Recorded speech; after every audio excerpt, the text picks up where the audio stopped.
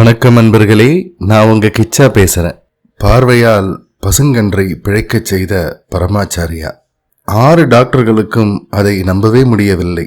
இது தெய்வத்தால் மட்டுமே செய்ய முடிந்த அற்புதம் என்று சிலாகிச்சு சிலிர்த்து சொன்னார்கள்.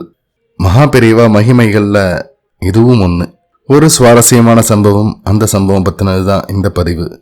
அந்த சம்பவம் பத்தி மேலும் நம்ம தெரிஞ்சுக்கிறதுக்கு முன்னால நம்ம சேனலை இது வரைக்கும் சப்ஸ்கிரைப் பண்ணாதவங்க கண்டிப்பா பெல் ஐகான் கிளிக் பண்ணுங்க, சப்ஸ்கிரைப் பண்ணுங்க. கோ தரிசனம் கோடி ஜென்ம சாபல்யம் என்பது சாஸ்திர விதி. அதாவது கார்த்தால கண்வீழ்ச்சி எழுந்ததும் பசுவை பார்த்தா பல ஜென்மத்து பாவமும் விலகிடும் அப்படின்றது ஐதீகம். மகாபெரியவாளுக்கு கோமாதாக்கள் மேல அலாதி பிரியம் உண்டு. கோ சம்ரக்ஷணம் பண்றதை பத்தி அவர் பேசாத நாளே இல்லைன்னு கூட சொல்லலாம். மடத்துல இருக்கிற சமயத்துல தினமும் கார்த்தால அவர் தரிசனம் பண்றது கோமாதாவை தான். அதே மாதிரி பல சமயம் பசுக்கள் பராமரிக்கப்படுற கொட்டகையிலேயே தான் அமர்ந்துருவார். ஒரு சமயம் மடத்துல இருந்த பசுக்கள்ல ஒன்று நிறமாத கர்ப்பமா இருந்தது. பேறு காலம் நெருங்கிட்டதால பசு வேதனைப்பட்டுட்டே இருந்தது. குறிப்பிட்ட நாள் கடந்தும் எதனாலேயோ அந்த பசுவால கன்றை ஈன்றெடுக்க முடியல. மூச்சு இறைக்க முனகலும் கத்தலுமா அவஸ்தப்பட்டு இருந்தது பசு. மடத்து பசுக்களை பார்த்துக்கிற கால்நடை மருத்துவர் வந்தார். அவர் முகத்துல ஒரு கேள்விக்குறி எழுந்தது. இருந்தாலும் வெளியில காட்டிக்காம மேலும் சில கால்நடை மருத்துவர்களை வரவழைச்சார். ரொம்பவே அனுபவம் உள்ளவா அவெல்லாம். எல்லா டாக்டரும் பரிசோதனை பண்ணா ஒருத்தர் 2 பேர் இல்லை, மொத்தம் 6 பேர். பசுவை நல்லா பரிசோதிச்சுட்டு பசு ஏன் இன்னும் பிரசவிக்கல அப்படிங்கிற காரணத்தை கண்டுபிடிச்சா. அது என்னன்னா, கன்றுக்குட்டி பசுவோட வயிற்றுக்குள்ள இறந்து போயிருந்தது. அதை வெளியே எடுக்கலன்னா பசுவும் இறந்துரும். அந்த 6 டாக்டர்களும் ஊர்ஜிதமா இந்த விஷயத்த சொன்னா. அவ சொன்னதை கேட்டதும் மடத்தோட நிர்வாகிகளுக்கு அதிர்ச்சி.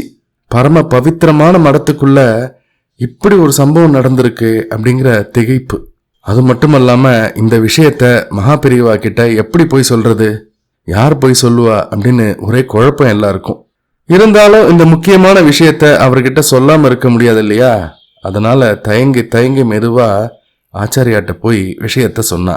சொன்னதையெல்லாம் மகாபெரியவா அமைதியா கேட்டுண்டா. மெதுவா தான் இருக்கையை விட்டு எழுந்து நேரா பசு இருந்த கொட்டகைக்கு வந்தார் மகாபெரியவா. கீழே பலகையை போட சொன்னார். பசுவுக்கு நேரா அமர்ந்தார். கண்ணை மூடிண்டு தியானத்துக்கு போயிட்டார். 10-15 நிமிஷத்துக்கு அப்புறமா கண்ணை திறந்தார்.